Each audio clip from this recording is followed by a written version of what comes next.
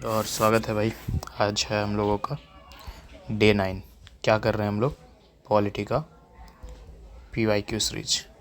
ठीक है, तो पिछले 8 दिनों से हम लोग कंप्लीट किए थे। एक सेक्शन सिलेबस का, एक सेक्शन हम लोग कंप्लीट कर चुके हैं। अब जो है वो अभी पिछले कुछ दिनों से जो चल रहा था वो दूसरा सिलेबस था।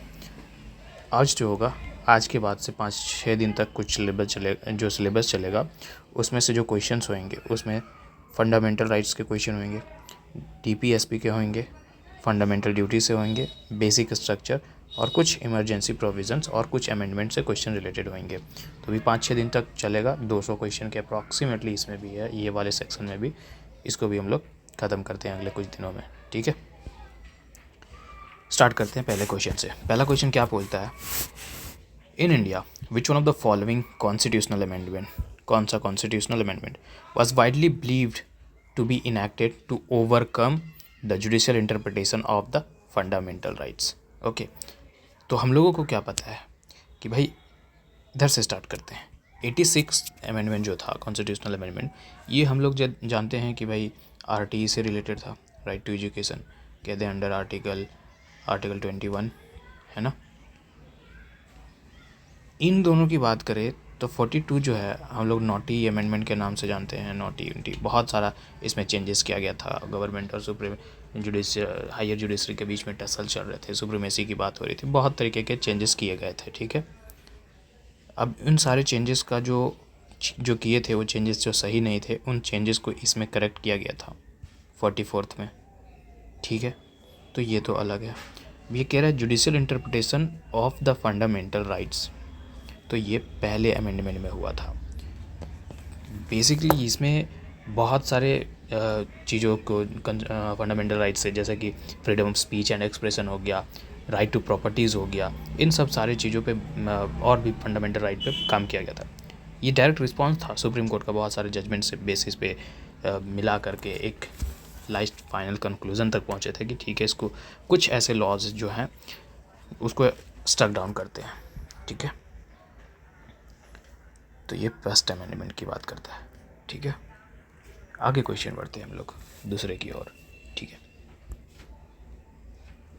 कहता है consider the following statement, a bill amending the constitution, bill amending the constitution require prior recommendation of the president of India.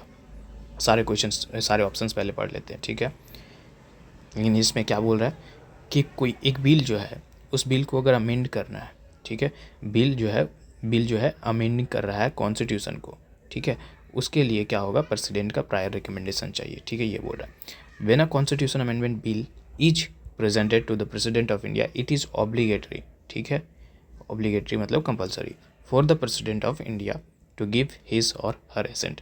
मतलब कॉन्स्टिट्यूशनल अमेंडमेंट बिल अगर प्रेसिडेंट के पास पहुंचता है तो प्रेसिडेंट को ये हो जाता है कि भाई कंपलसरी हो जाता है कि आपको क्या करना पड़ेगा, साइन, अपना एसेंट देना ही पड़ेगा। ठीक है, तो ये तो हम लोगों को, ठीक है भाई, ये सही लग रहा है हम लोगों को, हम लोग पढ़े हैं जिस कंसेप्ट के थ्रू, तो उसके थ्रू से सही लग रहा है। तीसरा ऑप्शन देखते हैं, अ कॉन्स्टिट्यूशन अमेंडमेंट बिल, ठीक है, must be passed by the both Lok Sabha and the Rajya Sabha by special majority. अब स्पेशल मेजोरिटी कहने का मतलब है कि 2/3 ऑफ मेजोरिटी। ठीक है, पार्लियामेंट का 2/3, both the houses, and there is no provision for joint sitting. हाँ, ये बात भी हम लोगों को पता है भाई कि कॉन्स्टिट्यूशनल अमेंडमेंट में कोई किसी तरीके का जॉइंट सिटिंग की बात नहीं किया। क्यों नहीं किया गया है कि इसके पीछे क्या है कि ताकि जो है, जो रनिंग गवर्नमेंट है, जो गवर्नमेंट अभी पावर में है, वो जो चल रही है लोकसभा में, उसकी मेजोरिटी है, तो भाई अगर लोकसभा और राज्यसभा का जॉइंट मीटिंग होएगा तो इसमें तो ज़्यादा मेंबर्स हैं, तो ये तो राज्यसभा के पावर को अंडरमाइन कर देंगे, है ना, जॉइंट सिटिंग में।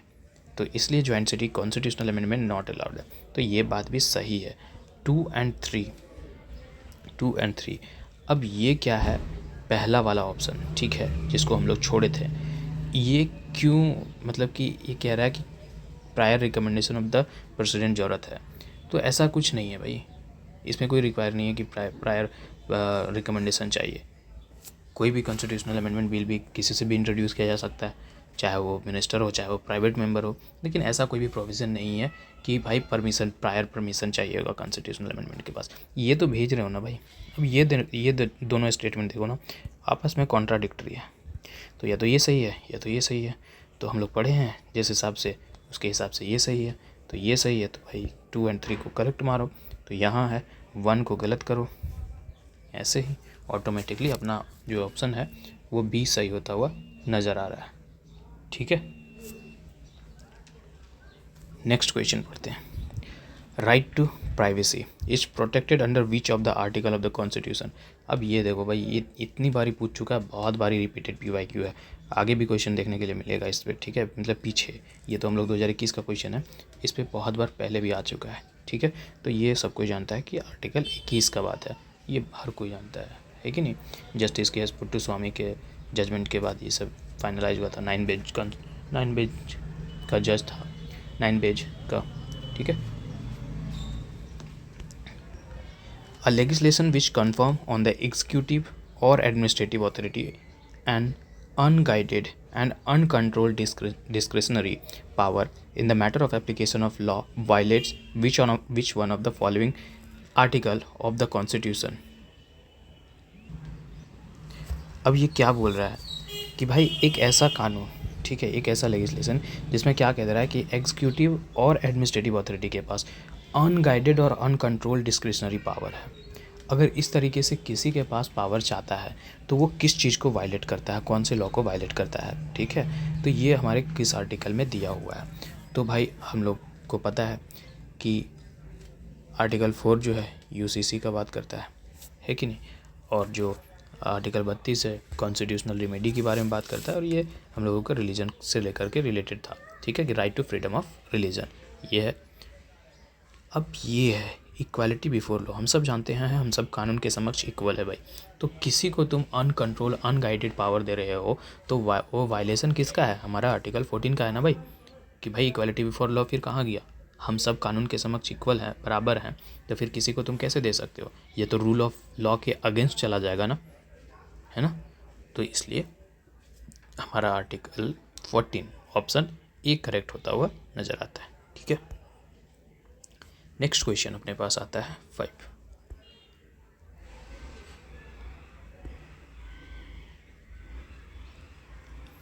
Under the Indian constitution concentration of wealth. अगर कंसंट्रेशन ऑफ वेल्थ मतलब कि हम लोगों का ये रिसोर्सेस है भाई, ये रिसोर्सेस है, सब में इक्वली डिस्ट्रीब्यूटेड है, सही है।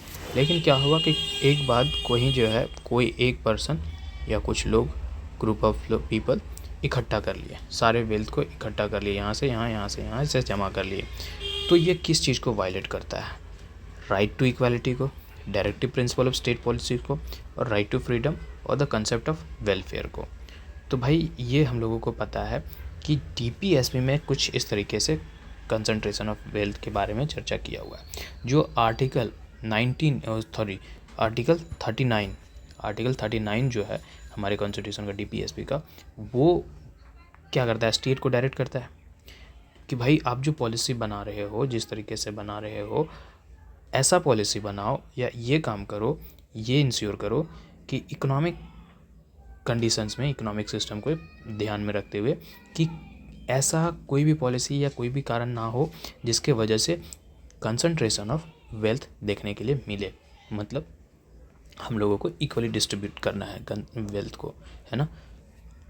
तो ये हम लोगों का DPSP में देखने के लिए मिल जाता है। ठीक है, 39 आर्टिकल 1939 जो है, हम थोड़ा सा इस पर और क्या क्या बात करता है यहाँ लिखने की कोशिश करते हैं। आर्टिकल 39 ये ज़्यादा ही हो गया, है ना। आर्टिकल 39 ये कहता है कि भाई हर एक कोई को, चाहे वो मैन हो वीमेन हो, सबको इक्वली राइट है क्या, मीन्स ऑफ लिवलीहुड का। ठीक है, दूसरा कि भाई ये है कि कोई भी चीज़ का, कोई भी रिसोर्स है, उसका जो कंट्रोल है या ओनरशिप है वो कॉमन गुड टाइप में हो, किसी के पास कंसंट्रेशन ना हो। तीसरा ये बात भी कहता है कि भाई मैन हो वीमेन हो, सबको equal pay for equal work, ये चीज़ भी बात करता है ना। फिर ये भी बात करता है कि बच्चों को ये अपॉर्चुनिटी दो और ये ऐसा फैसिलिटी प्रोवाइड करो कि उनका जो है डेवलपमेंट जो है, या फिर ऐसा कंडीशन बनाओ कि उनका डेवलपमेंट हेल्दी मैनर में हो सके। और चाइल्डहुड को प्रोटेक्ट करना है किसके अगेंस्ट में, तो एक्सप्लॉयटेशन के अगेंस्ट में, ठीक है। ये सब बात भी करता है। तो डायरेक्टिव प्रिंसिपल का लॉ अगर वायलेट करता है under the Indian constitution, concentration of wealth violets DPSP, ठीक है। राइट टू फ्रीडम नहीं है, कंसेप्ट ऑफ वेलफेयर नहीं है, और राइट टू इक्वालिटी भी नहीं है, ठीक है। 6, what is the position of the right to property in India? अभी 2021 के मुताबिक क्या चले तो राइट टू प्रॉपर्टी का स्टेटस क्या है अभी?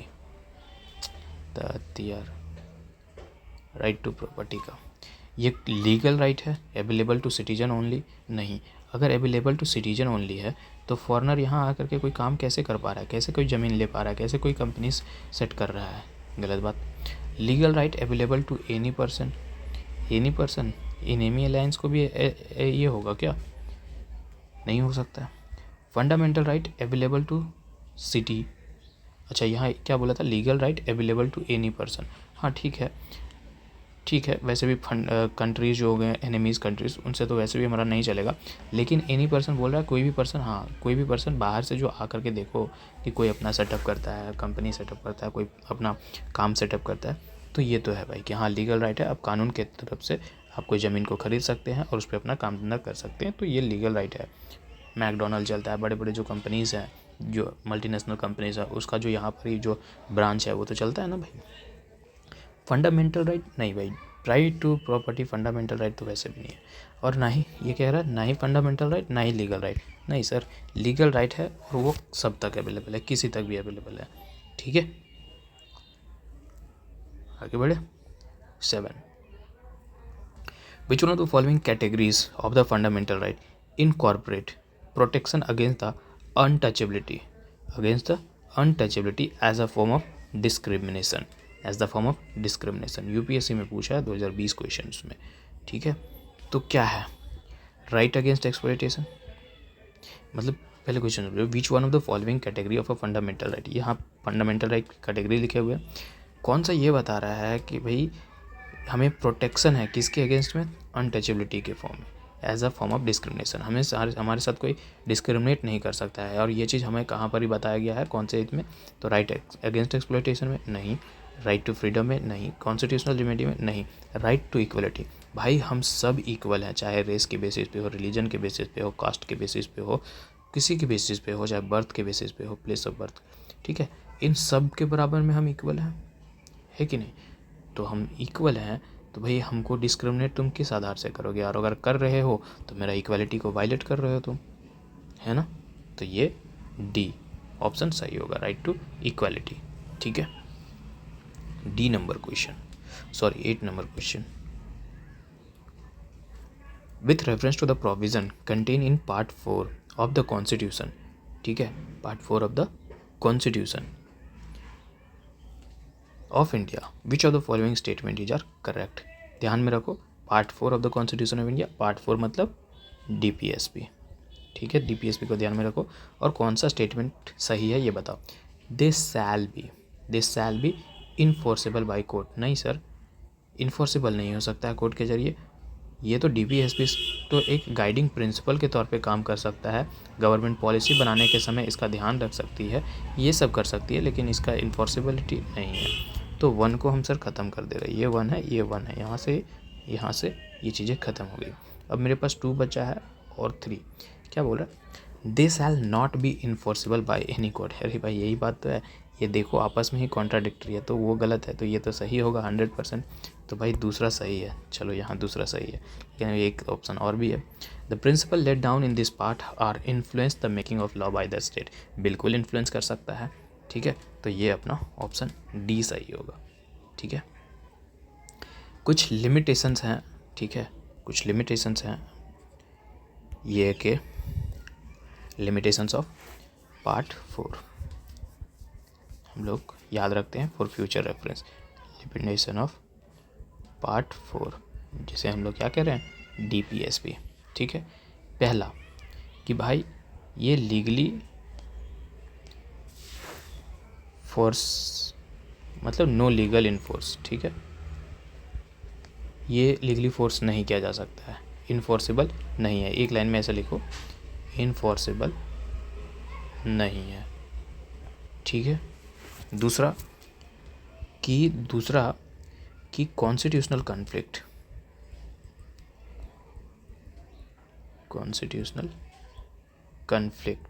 अब कॉन्स्टिट्यूशनल कॉन्फ्लिक्ट होगा DPSP में और किसी के भी पार्ट्स में, या फिर स्टेट के साथ, सेंटर के साथ, प्रेसिडेंट, चीफ मिनिस्टर की एक्शंस पे, ऑर्डर्स पे, किसी भी साथ। तो भाई ये हो सकता है, क्योंकि भाई DPSP एक गाइडिंग प्रिंसिपल इन्फ्लुएंस करता है मेकिंग पे, तो भाई गवर्नर उसके अगेंस्ट में जाएगा तो कन्फ्लिक्टिंग हो सकता है, तो ऐसा। तीसरा कि अगर इसका कन्फ्लिक्ट होता है, मतलब DPSP वर्सेस फंडामेंटल राइट का कन्फ्लिक्ट होता है, तो फंडामेंटल राइट को ज़्यादा प्रायोरिटी दिया जाएगा और इसके बेसिस पे इसको अमेंड करके ठीक किया जा सकता है। ठीक है, ऐसा ना हो कि DPSP की वजह से फंडामेंटल राइट अमेंड कर रहे हैं, ये नहीं हो सकता है, ये हो जाएगा। ठीक है, क्योंकि फंडामेंटल राइट की वजह से DPSP को हम अमेंड कर रहे हैं। चौथा लिमिटेशन ये है कि कॉन्स्टिट्यूशनल वैलिडिटी, मतलब एक लॉ, एक कानून जो होगा उसको स्ट्रक डाउन, उसको नहीं ख़त्म किया जा सकता है। ठीक है, इस बेसिस पे कि भाई वो DPSP को वायलेट कर रहा है। ऐसा नहीं हो सकता है कि DPSP को कोई लॉ वायलेट कर रहा है, उसके वजह से हम क्या कर रहे हैं, फंडामेंटल राइट को या फिर कोई लीगल राइट को हम स्ट्राइक डाउन कर दे रहे हैं। ठीक है, ऐसा नहीं हो सकता है। ठीक है, क्वेश्चन नंबर 9 क्या बोलता है, which article of the constitution of India safeguard one's right to marry of the person of one choice. 2021 में हम लोग देखे थे राइट टू प्राइवेसी वाला, वो भी क्या था, आर्टिकल 21। ये भी आर्टिकल 21 है कि भाई आर्टिकल 21 में ही बताया गया कि आप अपने पसंद के लोग से मैरिज कर सकते हो। ठीक है, 10 in the context of polity, which one of the following would you accept as the most appropriate definition of liberty? अब लिबर्टी का कहने का क्या मतलब होता है, लिबर्टी कहने का मतलब होता है कि आप पर कोई किसी तरीके का रिस्ट्रेन ना लगाए, कोई भी इंडिविजुअल है उस पर किसी भी तरीके का रिस्ट्रेन ना लगाए और उसको खुली आज़ादी दिया जाए कि अपने आप को वो डेवलप कर सके, दूसरे को हैम्पर ना करे, दूसरे को हार्म ना करे, बट अपने आप को फुली डेवलप कर सके। और ये बात हमारे प्रियम्बल में भी मेंशन है ना, प्रियम्बल में बोलता है ना कि provides liberty of thought, expression, belief, faith and worship, है ना, तो ये बोलता ही है। तो अब क्या है यहाँ पर ऑप्शन देखो कि protection against the tyranny of political rules, नहीं, एब्सेंस ऑफ रेस्ट्रेंट तो होना ही चाहिए। लेकिन देखो हम लोगों को क्या है कि ऑप्शंस तो सभी सिमिलर एक लाइन के नज़र आएंगे, लेकिन हम लोगों को जो है वो ऑप्शन बेटर वाला चूज़ करना होता है कि अगर उससे भी कोई बेटर है, ठीक है, तो हम लोगों को सेलेक्ट वो करना होता है। तो एब्सेंस ऑफ रेस्ट्रेंट, ठीक है, अभी यहाँ कि ठीक है एब्सेंस ऑफ रेस्ट्रेंट होना चाहिए। Opportunity to do whatever one likes, whatever one's like, कोई बोलेगा हम टेररिस्ट बनना चाहते हैं, कोई बोलेगा हम क्राइम करना चाहते हैं, तो क्या वो लीगल, वो वैलिड होगा क्या, नहीं। ठीक है, अपॉर्चुनिटी टू डेवलप वन से फुल्ली, तो भाई ये सही है कि एक इंडिविजुअल को ये राइट है कि अपने आप को तुम जितना से जितना बेहतर बना सकते हो, तुम्हारे में जितनी काबिलियत है तुम निखारो उसको, आगे बढ़ो, तो ये अपॉर्चुनिटी है उसके लिए अवेलेबल है। ठीक है, कि अपने आप को तुम डेवलप कर सकते हो fully.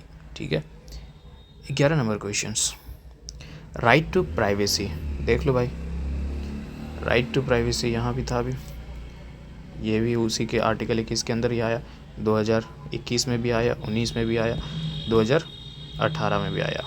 Right to privacy is protected as an intrinsic part of right to life, personal liberty. Which one of the following constitution India correctly and appropriately imply the above statement. अब बताओ कि right to privacy जो है भाई ये part है हमारे right to life का और पर्सनल लिबर्टी का, तो ये किस में मेंशन है, कहाँ पर हम लोग को इसको देखने के लिए मिलता है, आर्टिकल 14 में, and the provision under the 42nd constitution amendment, नहीं, 14 तो इक्वालिटी बिफोर लॉ की बात करता है, article 17 and the directive principle of state policy. DPSP तो गाइड कर रहा है स्टेट को कि आप पॉलिसीज़ एंड लॉ मेकिंग अच्छे से बनाओ, वेलफेयर स्टेट बनाने की कोशिश करो। आर्टिकल 17 जो है अनटचेबिलिटी की बात करता है, ये भी नहीं है भाई।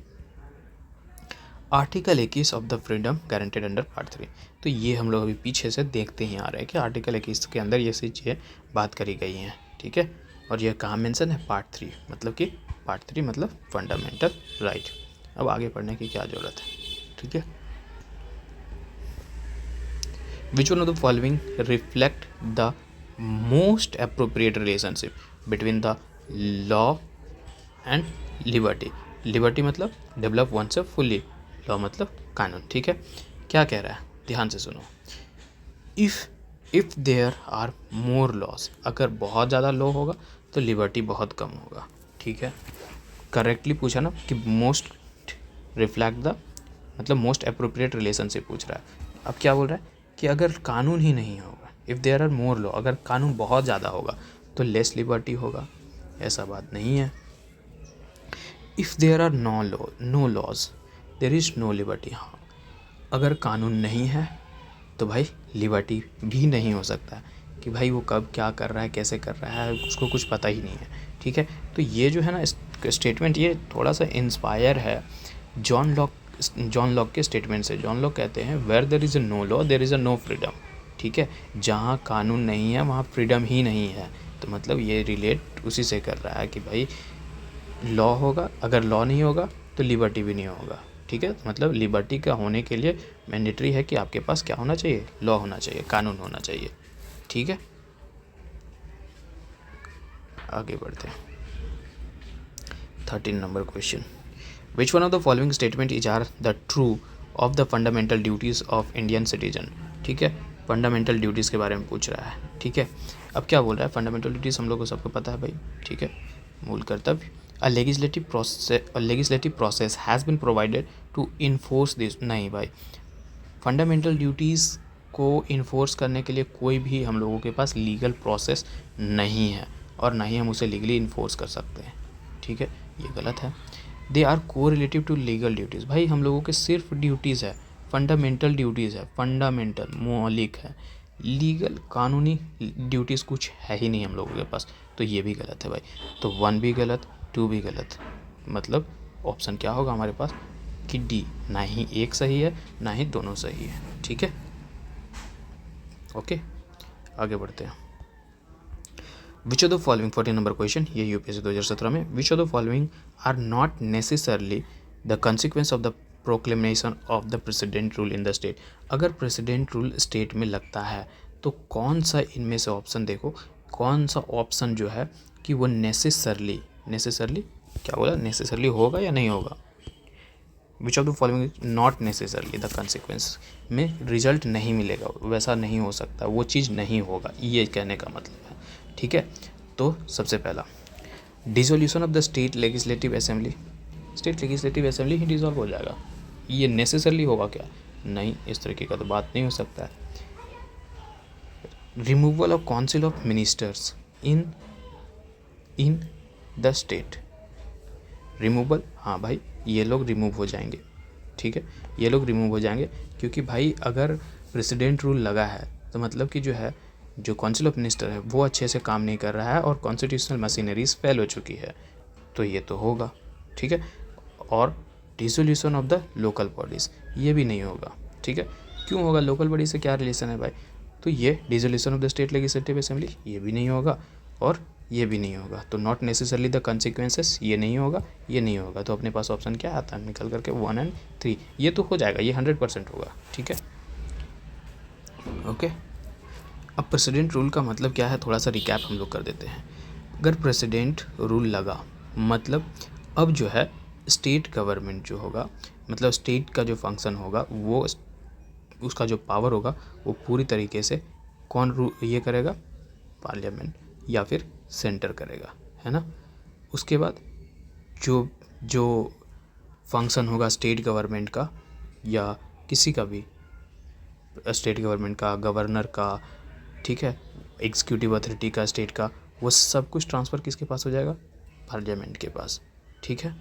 और प्रेसिडेंट के पास, प्रेसिडेंट रूल के दरमियान प्रेसिडेंट चाहे तो डिसमिस कर सकता है काउंसिल ऑफ मिनिस्टर को, जो कि हेड करते हैं चीफ मिनिस्टर को, जो ये बात कह रहा है, ठीक है।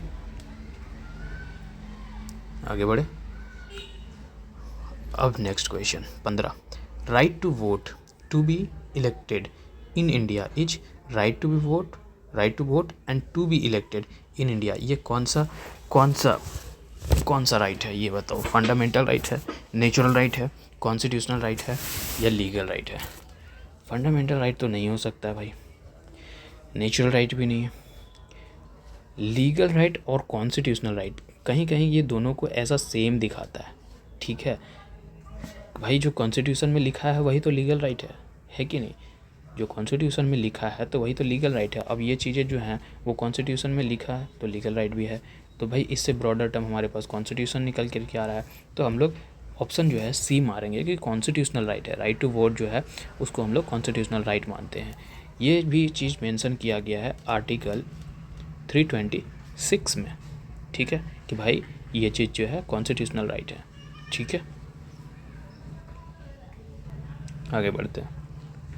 16 number, which of the following are envisaged by the right against exploitation in the constitution of India। ठीक है, अब राइट अगेंस्ट एक्सप्लॉयटेशन के बारे में बात कर रहा है। कौन सा चीज़ है ये देखो, राइट, ध्यान से सुनो, right against exploitation in the constitution, prohibition of traffic in human beings and fourth labour. बिल्कुल हमारे पास है कि भाई ये हमारा राइट्स है, हमको कोई एक्सप्लॉइट नहीं कर सकता है। फोर्स लेबर और ट्रैफिक इन ह्यूमन बींग ये एक्सप्लॉइटेशन ही तो है। ठीक है, जो आर्टिकल 23 में 24 में बात ही करता है इस चीज़ के बारे में। ठीक है, ये article 23 traffic in human beings, force labour ये सब चीज़ें, और जो 24 जो है वो एम्प्लॉयमेंट से रिलेटेड है कि भाई 14 साल से जो बच्चे कम होंगे वो फैक्ट्री और माइंस में काम नहीं कर सकते हैं, है ना। एबोलिशन ऑफ अनटचेबिलिटी ये तो आर्टिकल 17 है कि नहीं, आर्टिकल 17 है, तो एक्सप्लॉयटेशन से ये रिलेटेड नहीं है कि नहीं। Protection of interest of minorities नहीं। Prohibition of employment of children in the factories and mines, बिल्कुल यही तो है कि भाई आर्टिकल जो 24 है यही तो बोलता है हम लोग को कि जो बच्चे हैं 14 साल से कम उम्र के उसके हम लोग काम नहीं करा सकते हैं। तो ये राइट अगेंस्ट द एक्सप्लॉयटेशन यही चीज़ तो है हमारे पास। तो 1 and 4 किसके कहाँ दिख रहा है 1 and 4, ये सी में दिख रहा है sir. Okay, 17 number question, consider the following statement with reference to the constitution of India directive principle of state policy constitute limitation upon. भाई ये लिमिटेशन अपॉन ये लिमिट करता है किस चीज़ को, भाई किसी को भी लिमिट नहीं करता है। ये हम लोग कितनी बार से भी देख रहे हैं कि भाई ये सिर्फ हम लोग को स्टेट को गाइड करता है कि पॉलिसी बनाने में कि आप इस तरीके का पॉलिसी बनाओ, वेलफेयर स्टेट बनाने की कोशिश करो। तो हम लोग को जान रहे DPSP भाई नॉट जस्टिसिएबल है और ना ही इन्फोर्सिबल है कि नहीं।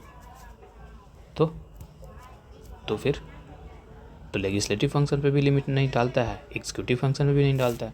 तो ऑप्शन क्या है सही, करेक्ट पूछा है ना, करेक्ट डी, नाइदर 1 नॉर 2।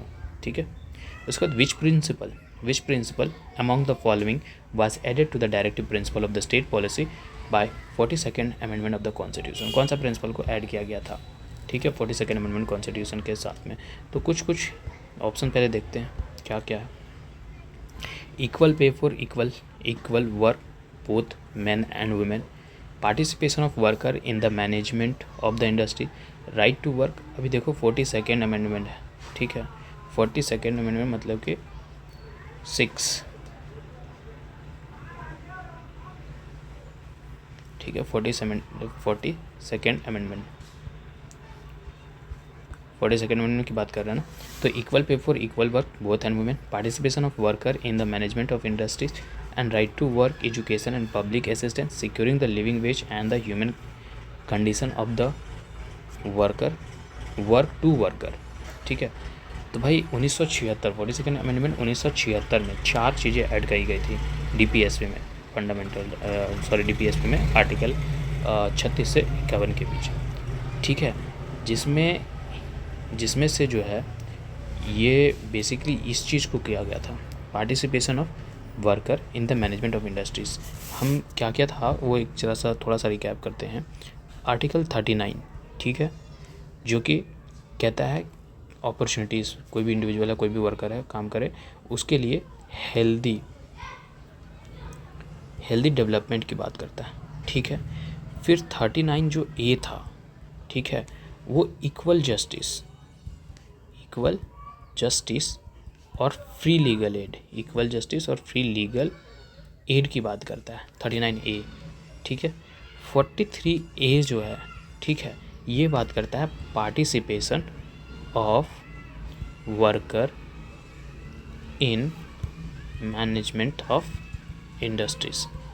क्या यही ऑप्शन है ये वाला, participation of worker in the management of industries, 43 ए, ठीक है। उसके बाद एक चीज़ और भी ऐड हुआ था 48 ए में, ठीक है, उसमें बताया कि भाई हमें प्रोटेक्ट करना है, इम्प्रूव करना है, किस चीज़ को, अपने इन्वायरमेंट को, ठीक है, और साथ में फॉरेस्ट एंड वाइल्ड लाइफ का भी ध्यान रखना है, फॉरेस्ट एंड वाइल्ड लाइफ को भी ध्यान रखना है, इसे भी संरक्षित करना है, ठीक है। ये चीज़ें था 42nd कॉन्स्टिट्यूशन। ओके, ठीक है, आगे बढ़े। Okay, 19 in India, in the context of India, which one of the following is correct relationship between the right and duties, right and duties के बीच में करेक्ट रिलेशनशिप बताना है भाई, ठीक है। कहता है राइट्स आर को रिलेटिव विद ड्यूटीज़, बिल्कुल यही चीज़ है, लेकिन आगे के ऑप्शन देख लेते हैं। Rights are personal and hence independent of society and duties, नहीं भाई, तुम्हारे जो राइट्स होंगे वो लिंक होंगे सोसाइटी से एंड ड्यूटी से, ठीक है। Rights and not duties are important for the advancement of the personalities of the citizen, नहीं, दोनों ही, ठीक है, हाँ, एक मतलब साथ साथ चलने वाले काम होते हैं भाई। Duties not the rights are important for the stability of the state, ये भी गलत है। तो राइट्स आर को रिलेटिव विद ड्यूटीज़, ऐसा कहने का पीछे का सिर्फ यही है कि भाई जो राइट है, हर एक राइट या फिर ड्यूटी जो है एक ऑब्लिगेशन पैदा कर देता है दो इंसानों के बीच में। हम सोसाइटी में हैं, हम कुछ हैं, अगर हम अपना राइट को, हम अपने ड्यूटीज़ को फॉलो कर रहे हैं तो दूसरे के राइट और ड्यूटीज़ सेफ गार्ड हैं ऑटोमेटिकली। अगर हम वायलेट कर रहे हैं राइट या ड्यूटीज़ को तो दूसरे का भी हम वायलेट कर रहे हैं और दूसरे को भी प्रॉब्लम हो रहा है, ठीक है, होगा ही होगा। Okay,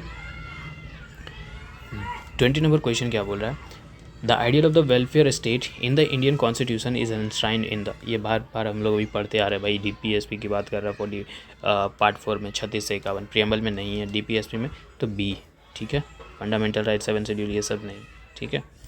21 question, which of the following is are the among of the fundamental duties of the citizen laid down the Indian constitution, क्या कह रहा है, which of the following is are among the fundamental duties of citizens laid down in the constitution, इनमें से कौन है, जो 4 option है इनमें से कौन सा ऑप्शन जो है कि ये फंडामेंटल ड्यूटीज़ में लिखे गए हैं, ठीक है, वो बताना है। ओके, ध्यान से सुनो, पढ़ो। To preserve rich heritage of our composite culture, बिल्कुल प्रिजर्व करना है अपने हेरिटेज को और कंपोजिट कल्चर को, बिल्कुल ये बात तो लिखी हुई है हमारे फंडामेंटल ड्यूटीज़ में, ठीक है, तो ये बात सही है। Okay, to protect the weaker section from the social justice, नहीं, इस तरह का कोई भी चीज़ नहीं लिखा हुआ। To develop a scientific temper and the spirit of inquiry, बिल्कुल ये चीज़ लिखा हुआ है, ठीक है कि नहीं। अगर जाओगे फंडामेंटल ड्यूटीज़ में तो ये 51 ए के 6 में देखने के लिए मिल जाएगा, ठीक है, और डेवलप साइंटिफिक टेम्पर्स, ठीक है, डेवलप साइंटिफिक टेम्पर्स ये जो है 8 में देखने के लिए मिल जाएगा। To strive to watch the excellence in all the sphere of individual and collective activity, हर एक स्फेयर में एक्सेलेंस करना है, ठीक है, ये चीज़ भी हमारे क्या लिखा हुआ डीपीएसपी में लिखा हुआ है, ठीक है। तो कौन कौन सा 1, 3 एंड 4, 2 को हटाना है बेसिकली, 2 यहाँ है, 2 यहाँ है, 2 यहाँ, ऑटोमेटिकली ऑप्शन सी हमारे पास सही होता हुआ नज़र आ रहा है, ठीक है। 22 नंबर, consider the following provision under the directive principle of state policy as enshrined in the constitution of India. अब देखो फिर से 2012 और ये क्वेश्चन 2012, अच्छा एक ही साल में आया, ठीक है, डीपीएसपी के 2 क्वेश्चन एक ही में। Securing for the citizen of India a uniform civil code, organizing village panchayat, ठीक है, देखते हैं और ऑप्शन क्या है। Promoting cottage industries of areas, cottage industry in rural areas, securing all the worker reasonable leisures and cultural opportunity। ये चीज़ DPSP में लिखा हुआ है क्या? हाँ, DPSP का बात क्या है? या फंडामेंटल ड्यूटीज़ का? अच्छा, ये फंडामेंटल ड्यूटीज़ का था, ये DPSP का। Directive principle of the state policy as enshrined in the constitution. कौन कौन से डायरेक्टिव प्रिंसिपल हैं जो लिखे हुए हैं? तो ये लिखा हुआ है क्या? Securing for the citizen of Indian uniform civil code. तो ये मतलब इंडियन यूनिफॉर्म सिविल कोड मतलब कि 44 हम लोग UCC के बारे में शायद जानते ही हैं, है कि नहीं। उसके बाद ये जो है promoting cottage industry in the rural areas, बिल्कुल गांधीयन आइडियाज़ में हम इसको ऐड रख सकते हैं, ठीक है कि नहीं। उसके बाद ये देखो,